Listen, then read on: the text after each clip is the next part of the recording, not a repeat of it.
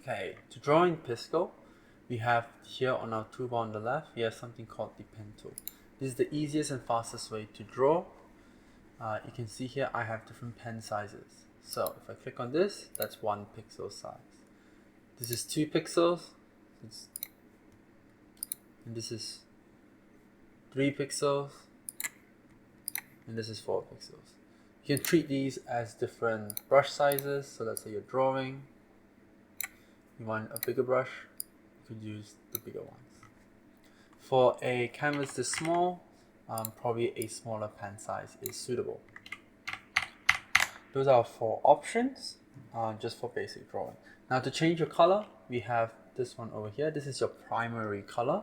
So that's the left mouse button. So it's a left click on your mouse. If I click on that, you can see I can change it to either no fill, so that means that's the background color, so it'll be transparent, or you can select a specific color. Let's say something like this green. So I can draw something like that.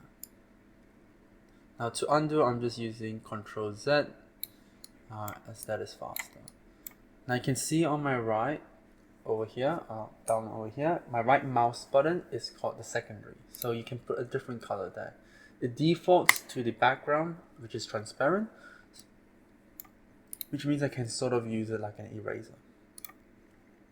Something like that, for example. You can also see that all my colors that I use will appear on that right section under palettes. So if I use red, you can see it's appeared there. So I can very quickly just click on that to select back to the green. Just gonna right click and get rid of that. Now I've got an outline. To fill this outline, I go to the paint bucket tool with my color selected, and I just left click, and that has filled that in completely. I'm just gonna undo that, Ctrl Z. I'm going to select a lighter tone just for the inside of my shape.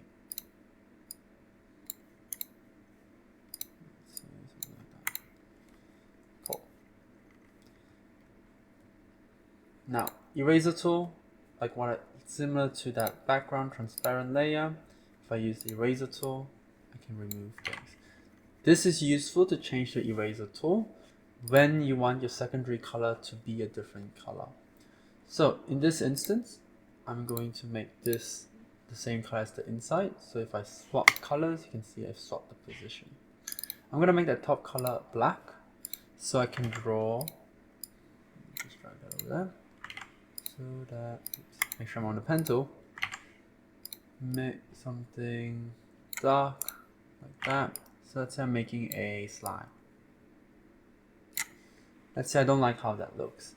Now, if this was that transparent layer and I got rid of it, now I have to go in, change to this color and sort of fill it back in. The alternative is I can actually just use the color I had before, which I think is this one.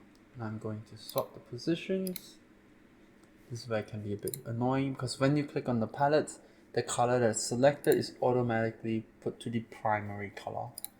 But basically, I could use that as sort of a eraser to sort of change it as I go. So it also depends on how complex your design is and if you need to do that. Now for this activity, I want you to practice using tools to draw your own sprites. Now I've created here an additional layer and I will go through that later. But layers are another tool we can use. You can see that since I am on layer 2 instead of layer 1, my first layer is sort of grayed out, or it isn't as full strength or intensity, so it looks semi-transparent. Now what I want you to do is either create your own slime, maybe a different color, a different facial expression, or if you want to do the exact same thing, you can. But basically the idea is to practice changing the colors, using your palettes over here, and basically drawing your own little slime or character. So I've left the previous layer one just as a guide if you so wish to use one to draw. So let's say I have a green outline and I want to do a red umberish fill. You can do that too.